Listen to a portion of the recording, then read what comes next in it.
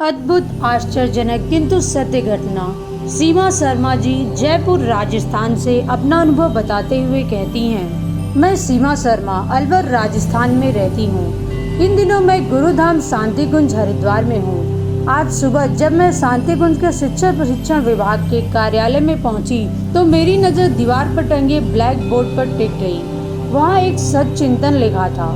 खूबसूरत तस्वीर निगेटिव से तैयार होती है और वह भी अंधेरे कमरे में। इसलिए जब भी आपके जीवन में अंधकार नजर आए तो समझ लीजिए कि ईश्वर आपके भविष्य की सुंदर तस्वीर का निर्माण कर रहा है। इस सद्वाक्य को पढ़ते ही मेरे आज के सुनहरे वर्तमान के पीछे वह अंधकारमय अतीत मेरी आंखों के आगे नाच उठा। बात मेरे जीवन के शुरुआत की है, तब की जब मैं महज 2.5 साल की बच्ची थी। माँ बताती है कि एक दिन मैं अकेले ही खेलती खेलती छत पर जा पहुंची।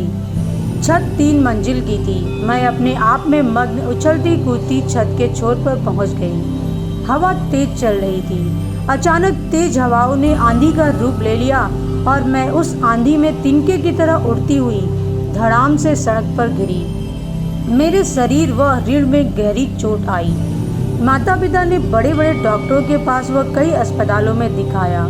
चिकित्सा चली, मैं ठीक हो गई, किंतु मेरा बौद्धिक विकास रुक गया। मैं जो कुछ भी पढ़ती याद नहीं होता। टीचर की बातें कुछ समझ नहीं पाती थी। खूब डांट पड़ती थी, मेरी पिटाई होती थी।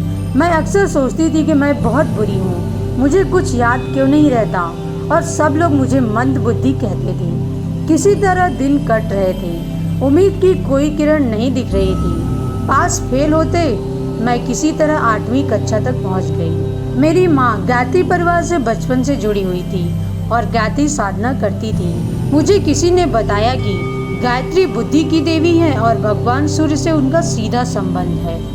फिर क्या था, मुझे जब भी समय मिलता मैं घर में बैठकर सिर पर पल्ला डालकर घंटों गायत्री मंत्र जप करती रहती। मैं जब भी आंखें बंद करती तो मुझे हंस दिखाई पड़ता।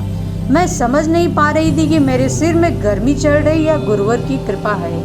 मैंने माँ को बताया तो कहने लगी कोई भूत या हवा है। मंदिर के पुजारी को बताया तो उन्होंने कहा कि हंस तो माँ गायत्री का वाहन है, यह गायत्री साधना का चमत्कार है।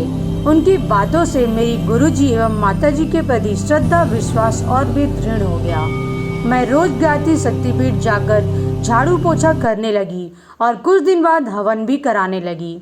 धीरे धीरे मस्तिष्क संबंधी सारी समस्याएं कहाँ कैसे कब दूर हो गईं, इसका पता भी नहीं चला। गुरुजी की कृपा से मैं एमफिल और पीएचडी कर ली।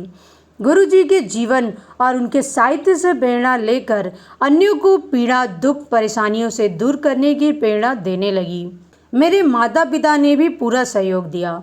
माता पिता की आज्ञा लेकर मिशन का कार्य करती हूँ। लोगों की श्रद्धा मिशन के प्रति बढ़ाते हुए मैं घूम घूम कर वैज्ञानिक अध्यात्मवाद के प्रतिपादन का कार्य कर रही हूँ।